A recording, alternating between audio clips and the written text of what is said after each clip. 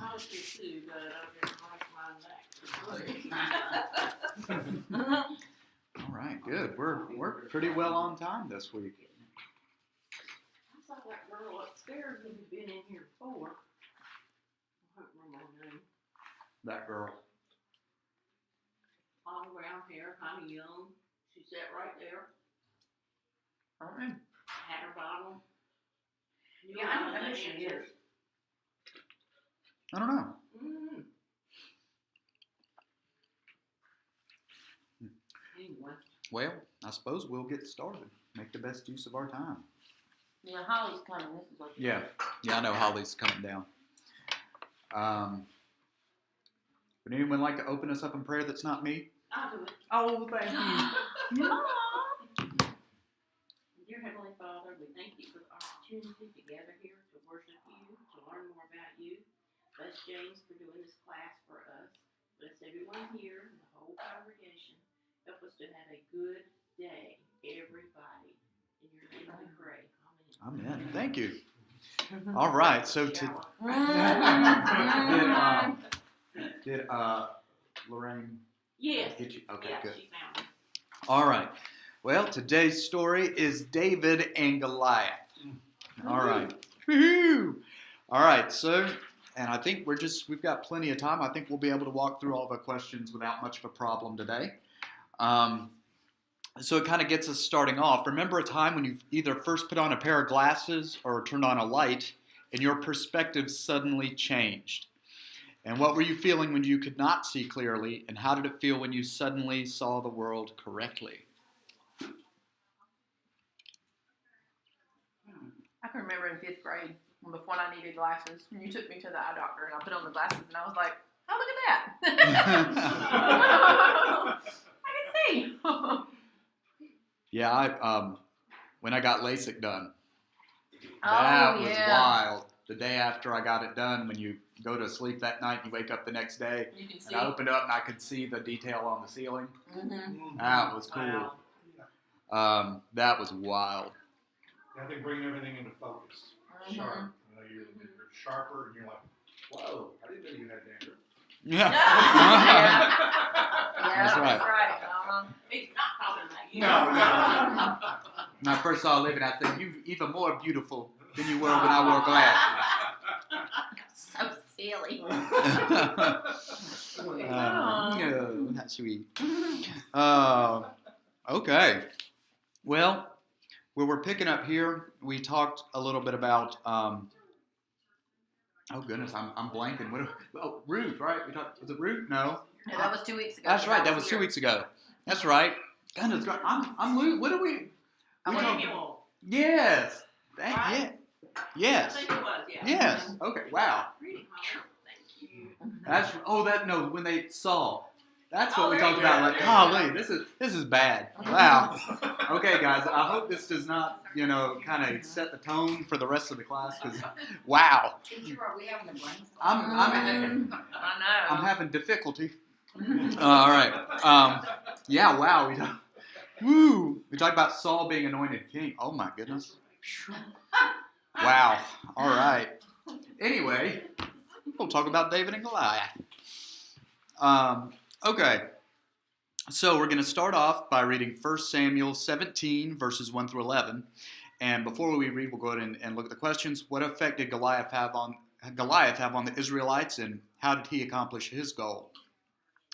Do I have a volunteer that would like to start us off in reading, or do you guys want me to just jump on in? There she is. There she is. And your name again? Heather. Heather. Right. Oh, here you go. I didn't know that's who you were talking about. Yeah. All right. That girl with the long brown hair. All That's been here before. All right. I can go ahead and just get us going here. So we're in 1 Samuel 17, 1 through 11. That's where we're starting. All right. Now the Philistines gathered their armies for battle, and they were gathered at Succoth, which belongs to Judah, and encamped between Succoth and Azekah and Ephes-dammim. And Saul and the men of Israel were gathered and encamped in the valley of Elah, and drew up in line of battle against the Philistines. And the Philistines stood on the mountain on the one side, and Israel on the mountain on the other side, with a valley between them. And there came out from the camp of the Philistines a champion named Goliath of Gath, whose height was 6 cubits and a span. He had a helmet of bronze on his head, and he was armed with a coat of mail, and the weight of the coat was 5,000 shekels of bronze. And he had bronze armor on his legs, and a javelin of bronze slung between his shoulders. The shaft of his spear was like a weaver's beam, and his spear's head weighed 600 shekels of iron. And his shield bearer went before him. He stood and shouted to the ranks of Israel, "Why have you come out to draw up for battle? Am I not a Philistine, and are you not servants of Saul? Choose a man for yourselves, and let him come down to me. If he is able to fight with me and kill me, then we will be your servants. But if I prevail against him and kill him, then you shall be our servants and serve us." And the Philistines said, "I defy the ranks of Israel this day. Give me a man, that we may fight together." When Saul and all Israel heard these words of the Philistine, they were dismayed and greatly afraid. Okay, so what effect did Goliath have on the Israelites?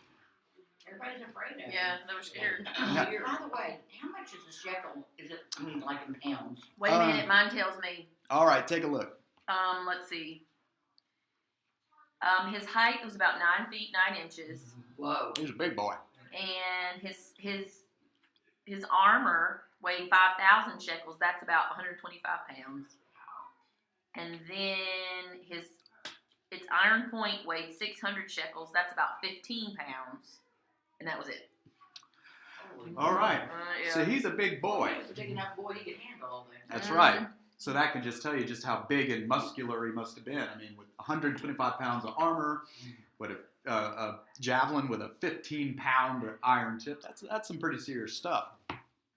So they were dreadfully afraid of him.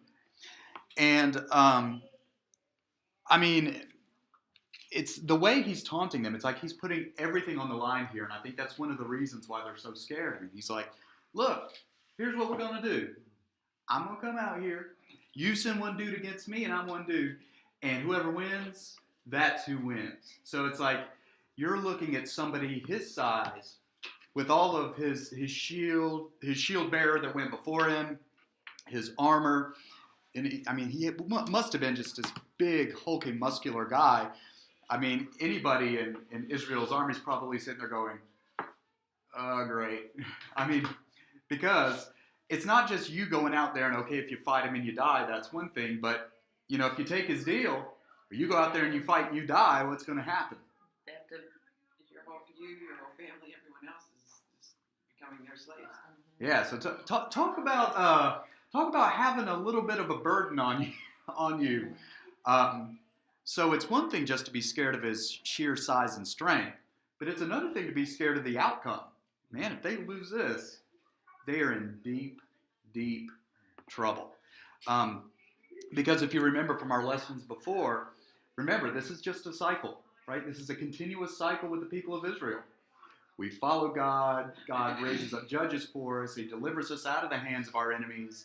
Things are pretty good for a while, and then what happens? They go back. They go right back again. They get dominated once again by the Philistines or the Amalekites or somebody around them, and they're dominated again for years and years until finally they get their act together and start serving God again. So it's just like, well, oh man, here we go again. So he's got everybody shaking here, and nobody wants to risk fighting him. I mean, like I say, it's one thing to die yourself, which, nobody's like really jazzed about that prospect. But then to say, well, I'm going to die, but then my family, my wife, my children are now going to be in bondage if I don't win. That's a whole different, that's a whole different thing. Okay, so then here we have 1 Samuel 17, 12 through 16. And then it says, what kind of young man is David when he finally kind of comes on the scene here in 1 Samuel? He was a shepherd. Mm-hmm. Well, He was the youngest.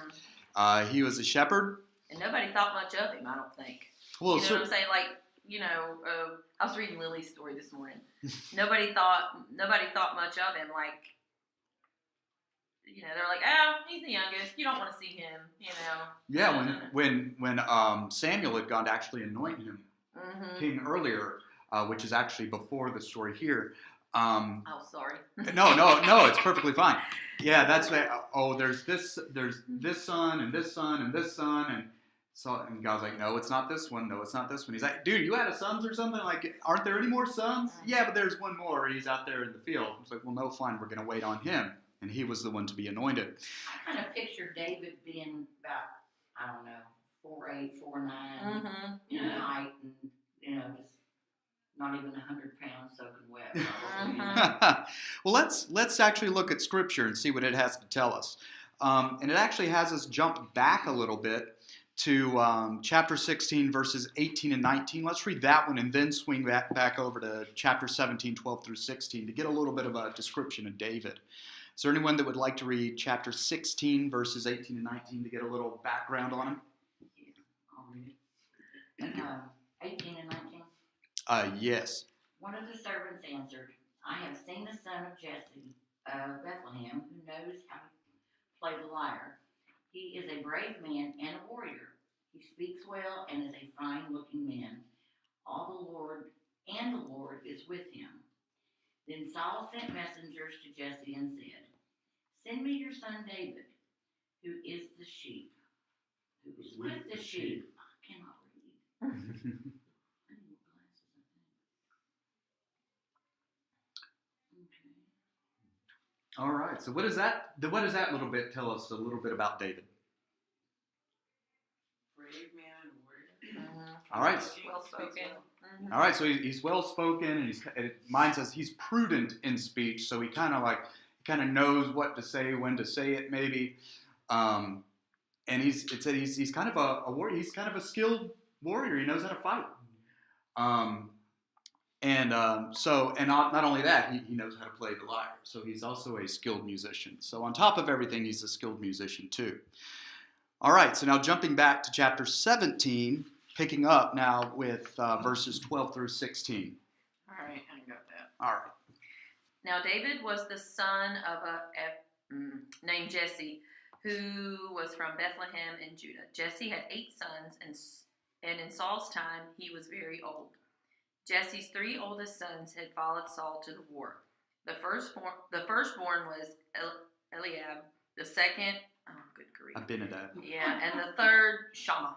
All right. David was the youngest. The list followed Saul, but David went back and forth from Saul to tend his father's sheep at Bethlehem. 40 days the Philistine came forward every morning and evening and took his stand. Is that it? Yeah, yes, for Okay. right now. Mm-hmm. All right, so we see here, it just kind of reiterates the fact that he is the youngest.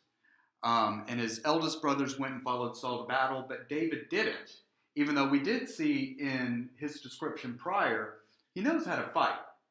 But for whatever reason, he didn't follow them to war. So maybe he is fairly young, obviously younger than his older brothers that followed them in battle.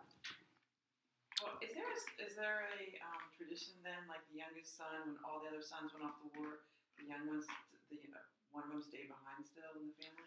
You know, I do not know. That's an excellent question.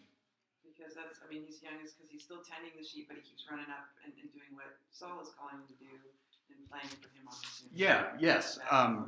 Because prior in the story, when the evil spirit would come upon Saul, that's when they brought David into his service. So he's already in Saul's service at this point in time. So he is actually going back and forth from serving Saul and then also helping still tend his father's flocks.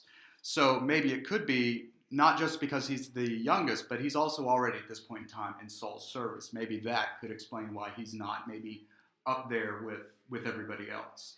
But, I'm not sure. That's an excellent question. All right, already on question 4. Read 1 Samuel 17 to 37. How does David's view of the situation differ from that of his brothers and the rest of Israel's army? And how does it differ from Saul's? Do I have a volunteer that would like to read 17 through 37? All right, I got it here. All right, thanks, babe. Just if I don't pronounce the names right, just ignore me. Now Jesse said to his son David, "Take this ephah of ephah. roasted grain and these 10 loaves of bread for your brothers and hurry to their camp. Take along these 10 cheeses to the commander of their unit. See how your brothers are and bring back some assurance from them. They are with Saul and all the men of Israel in the valley of Elah fighting against the Philistines, whichever way." Early in the morning, David left the flock in the care of a shepherd, loaded up, and set out as Jesse had directed. He reached the camp as the army was going out to its battle position, shouting a war cry. Israel and the Philistines were drawing up their lines, facing each other. David left his things with the keeper of supplies, ran to the battle lines, and asked his brothers how they were.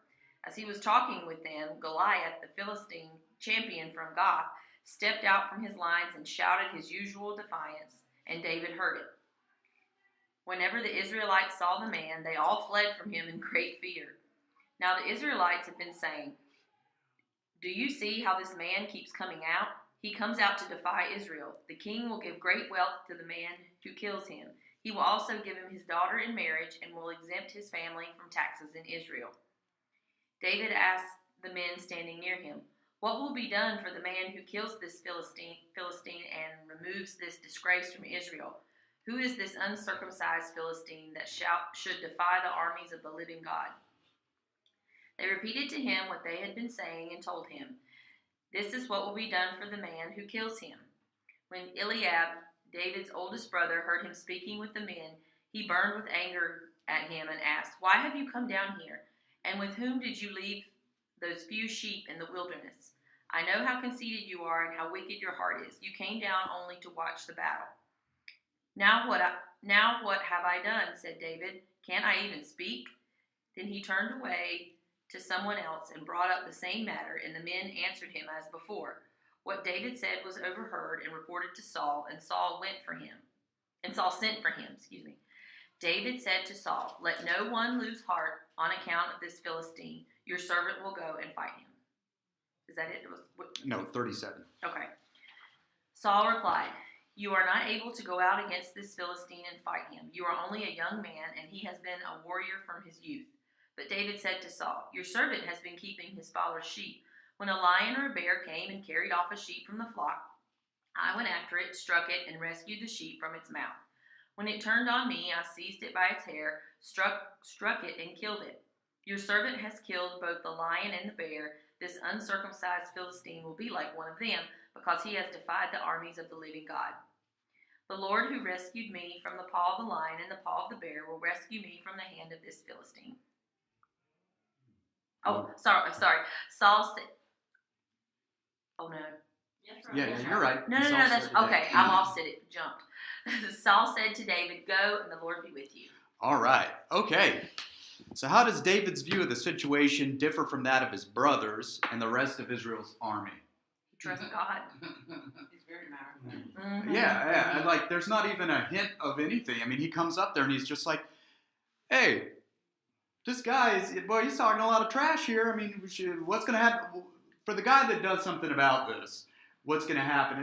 It's literally like he's just like, yeah, no problem. I got this. Like, just complete and total trust that he's going to be able to do it. Versus what we've already seen about the army of Israel. I mean, he comes out, and what's their response? They run, yeah. Run away. Yeah, I mean, they just run.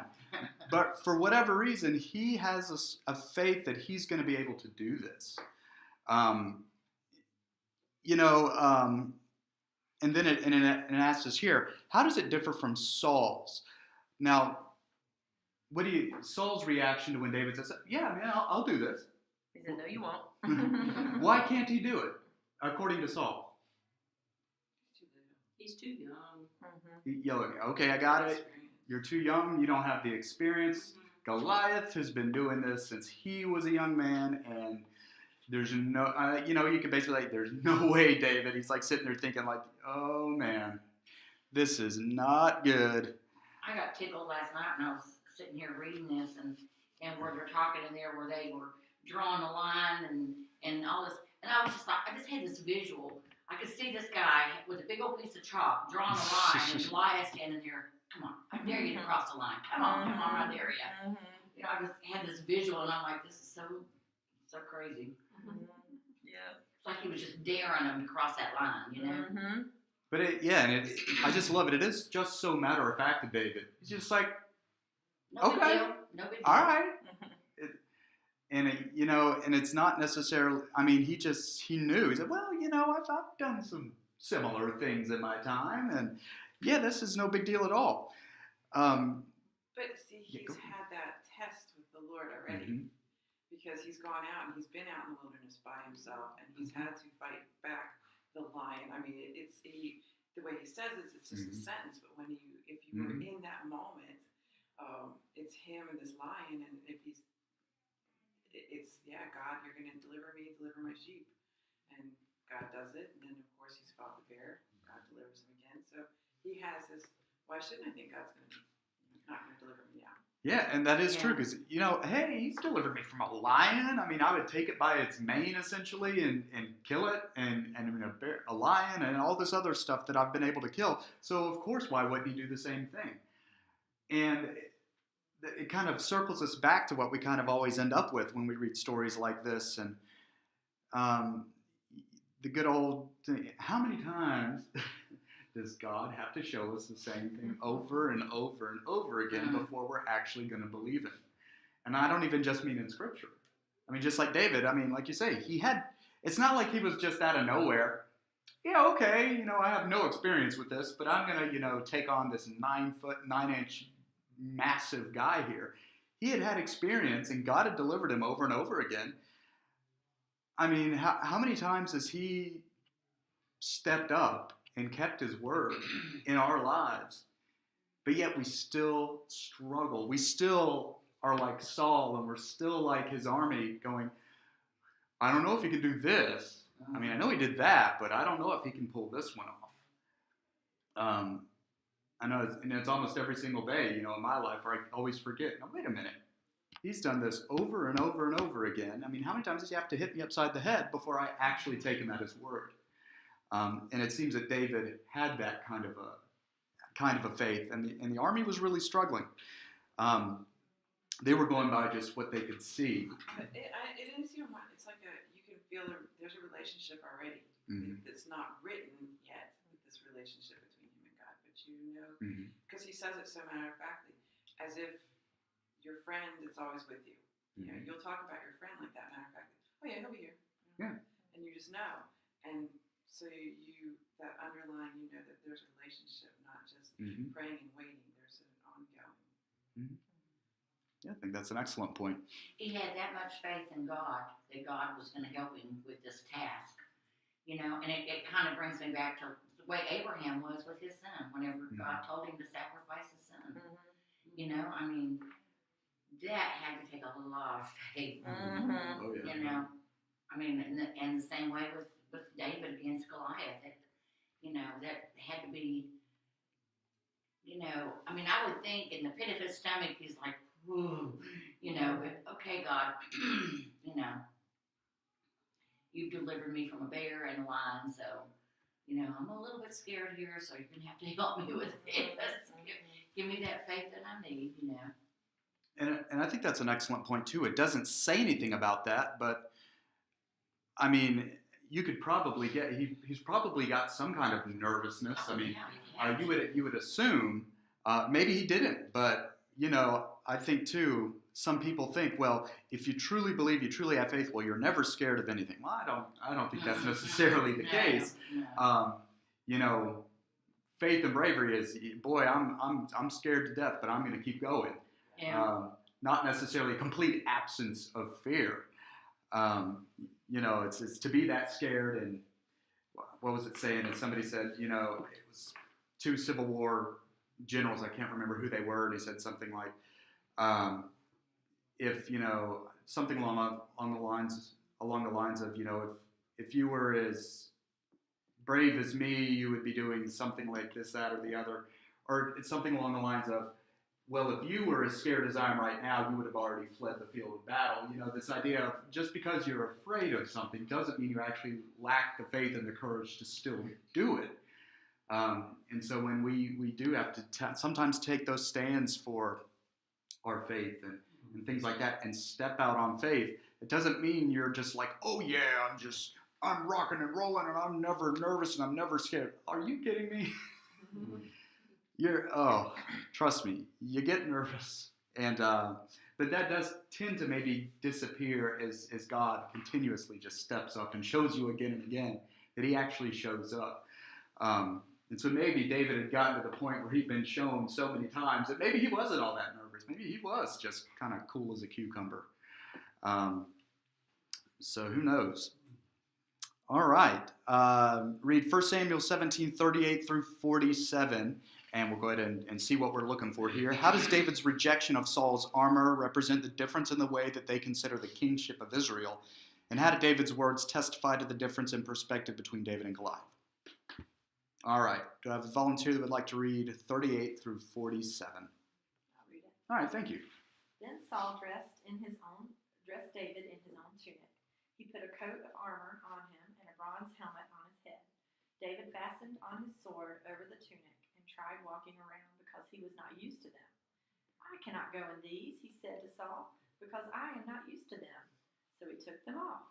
Then he took his staff in his hand, chose 5 smooth stones from the stream, and put them in the pouch of his shepherd's bag, and with his sling in his hand approached the Philistine. 47. Yeah. Mm-hmm. Meanwhile, the Philistine, with his shield bearer in front of him, kept coming closer to David. He looked David over and saw that he was little more than a boy, glowing with health and handsome, and he despised him.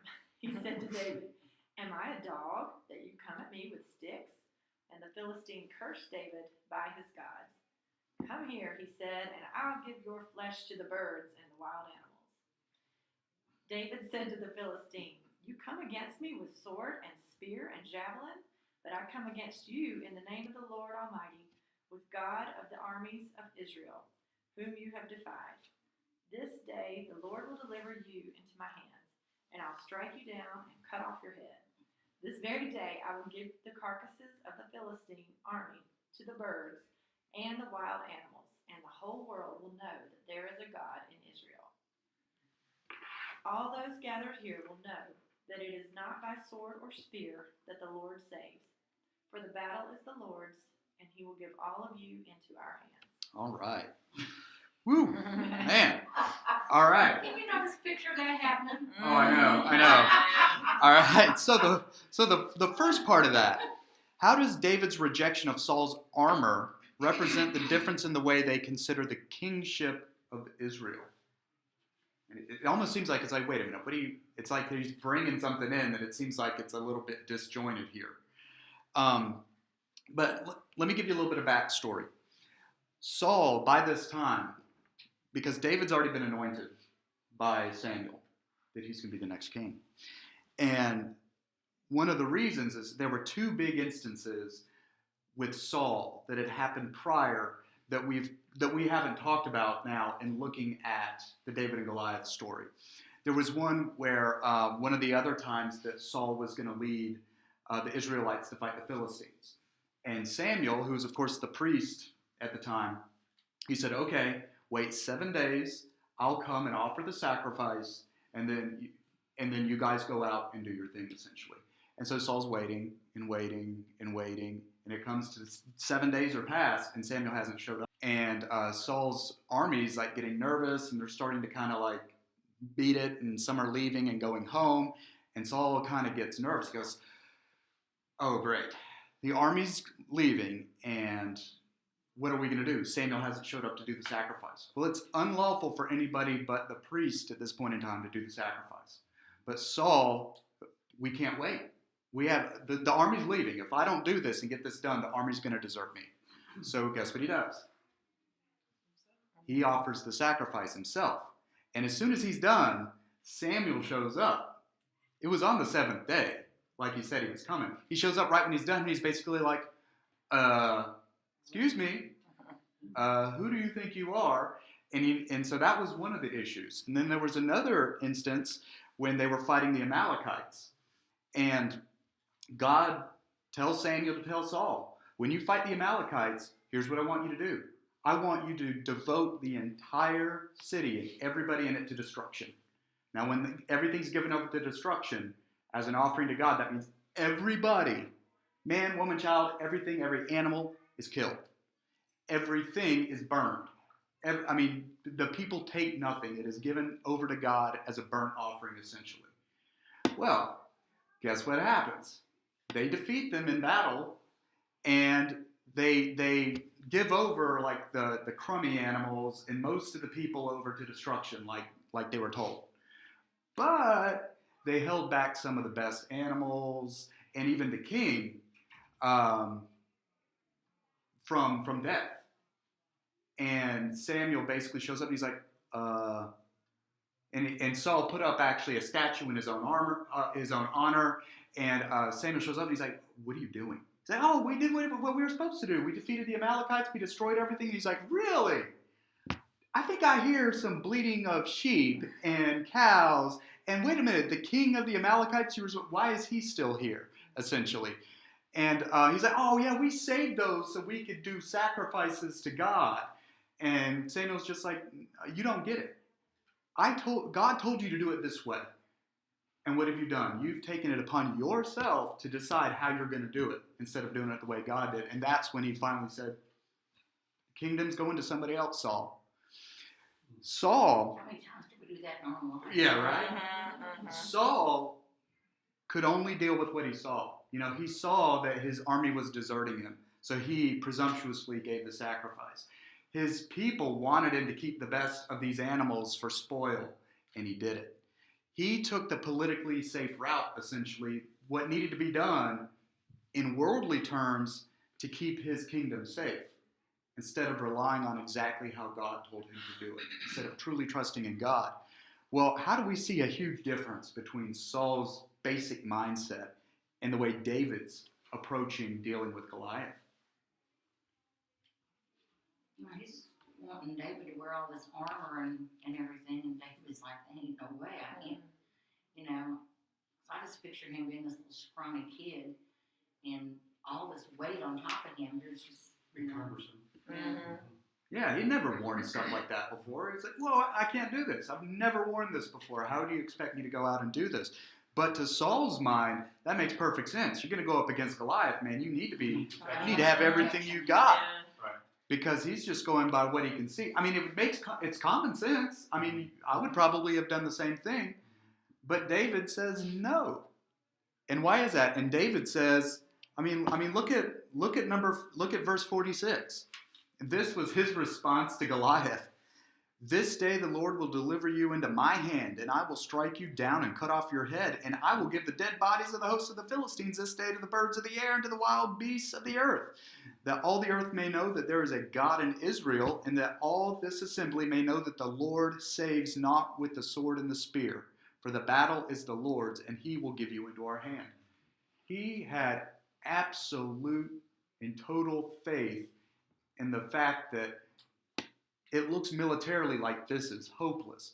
But he understands, and this is something that the Bible tells us over and over again, that the outcomes of battles aren't actually in our hands. God will turn it whatever way he wants it, no matter what it looks like. It's been done before, and he can do it again. So he had this just ultimate trust that God will make the battle come out the way he wants it to come out. Can you not picture Goliath standing there hearing this little kid tell him that? I could just see this big old burly guy just standing there just laughing, Yeah, right. You're going to kill me. Sure you will. David didn't need the worldly power, the worldly armor. He just had a complete trust in God, unlike Saul, who would do anything because it looked like it was going bad. So he would do things his own way instead of just trusting God to actually keep his word. Like Debbie said, isn't there a verse somewhere in the Bible, put on the armor of God Yeah, the full armor of God. It's Ephesians. Okay. Ephesians 5 or 6. I can never remember off the top of my head. But yeah, where it talks about the different. 6. Is it? I Oh. Believe me. I don't know. I thought maybe you. Wait, no, live. I don't know. You should have just played it off. I- Oh, okay. All right. All right. And So you're proud of gonna you, run honey. really isn't 6. Never mind. I was proud. Teasing. I'm teasing. Oh my goodness. Oh, silliness. But you know, it's how, and I say the same thing. How many times do we have to hear the same thing over again? But let's think of it. I mean, we do the exact same thing that Saul does.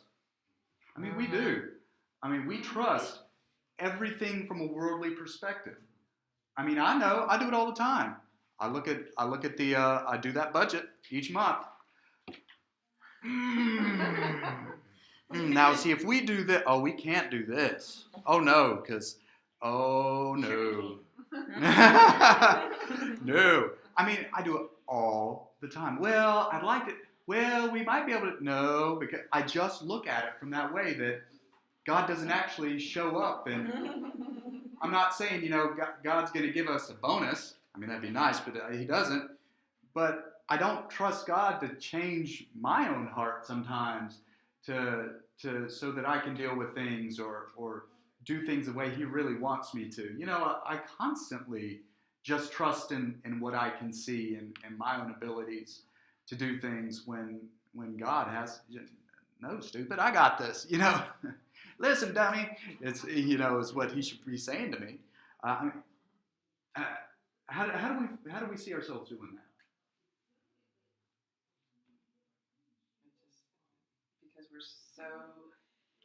Because we go back and we don't think we hear God's voice, and it's God just telling us to wait, and we don't do that with wait.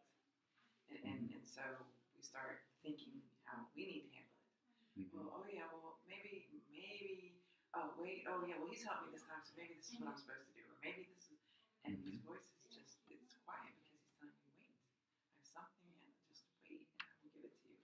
And that's what, just wait on me, I'll meet you there, and you don't have to take all in all what the world's vision or version is, I should say. We're gonna do it my way, it's okay. And David's like, yeah, I'm doing it God's way. And he doesn't. It's like the worldly version doesn't even occur to him because he's been walking with God. But honestly, the closer we do walk, the less the other versions pop in their head anyway. And then it's when we start, going out on our own and we're not walking as closely and not doing our daily talks with God, then there's other options start popping in our head first. Instead of, they don't stay at bay as easily. And then you have to fight them back. Oh, absolutely. I mean, oh my God, just look at this week. I mean, how many people, that claim to be Christians on one side or the other are just, everything is about politics. Oh, if we just win this election or don't win this election, we got people rioting in the streets. I mean, because they believe that politics is going to save them. And how many of us I got up to go to the bathroom at like midnight. I couldn't help but just check those returns and see how it was going.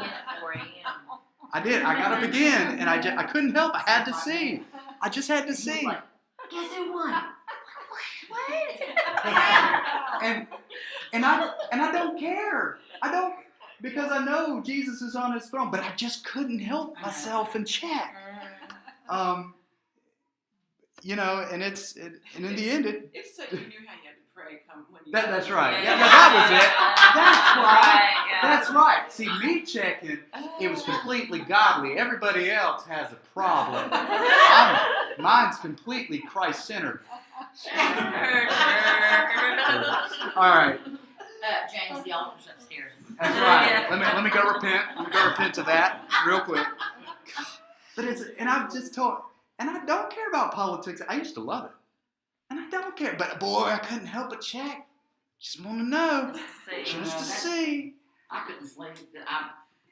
And, I was so anxious to hear what was going and on. Jesus is on his throne, I know. no matter what. But I couldn't help it.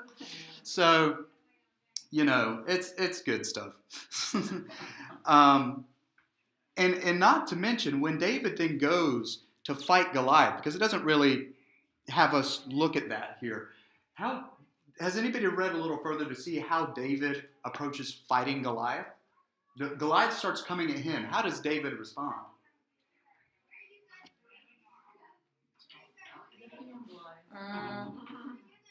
No, he actually quickly Oh, he right there.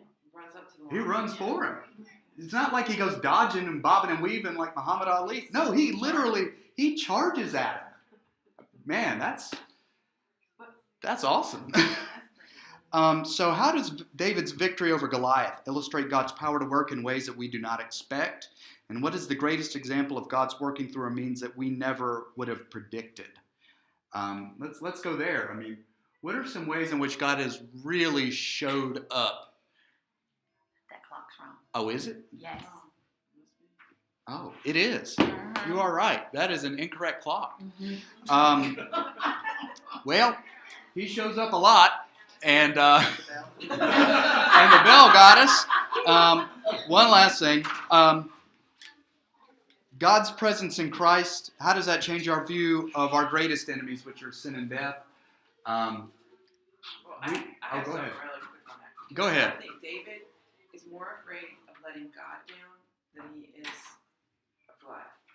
He's Yeah. more afraid of Go ahead. disappointing God and letting somebody else stand up and say that your God's not worthy. He's more afraid, and that's where the fear within him is, I'm gonna let God down. And that's where his bravery comes from, is that fear. And I think, that's the way we should all hopefully respond to the gospel.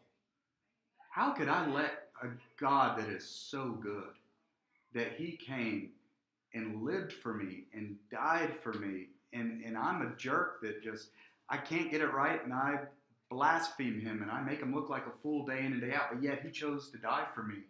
That's the way we should all react. Say, man, I hope I don't let God down today. But then even knowing if we do, he forgives us and he loves us. And we don't have to fear the power of sin, and we don't have to fear death. We die here. It's like we go to sleep and we just wake up, and we're in our new room, and we're in the presence of God. I mean, we right now are actually, if you think about it, we are immortal. We will never die. And so imagine when we get old and start falling apart, we don't have to worry about any of that. All right, guys. Sorry, we did go a little over because our clock was wrong. No, and it was Ephesians 6. Oh, look at you. All right. And Olivia's going to fix our clock. So next week. Oh, which reminds me, next week, y'all, it's the congregational meeting, and then yet another reception thing. Or not a reception, but For the, all the Yeah. different committees. and I won't be here anyway. So next week we'll not have one, and then we'll jump back in on the December the whatever. With so that'll be. No, but the Sunday after. So we're missing Next week. So we'll miss David and Jonathan, and we'll do David becomes king. You'll have one like the Thanksgiving Sunday. Yeah. We should, yeah. Yes. The Sunday after Thanksgiving? Yeah. Uh-huh. Yeah, so the following Sunday we'll have one, just not next Sunday because of all the 9 million things they got going on during Sunday school hour. The last Sunday. Yes, dear. All right. We all went, what? Don't make it come that fast. I tell you, it's flying by. James. Yeah, baby. Terry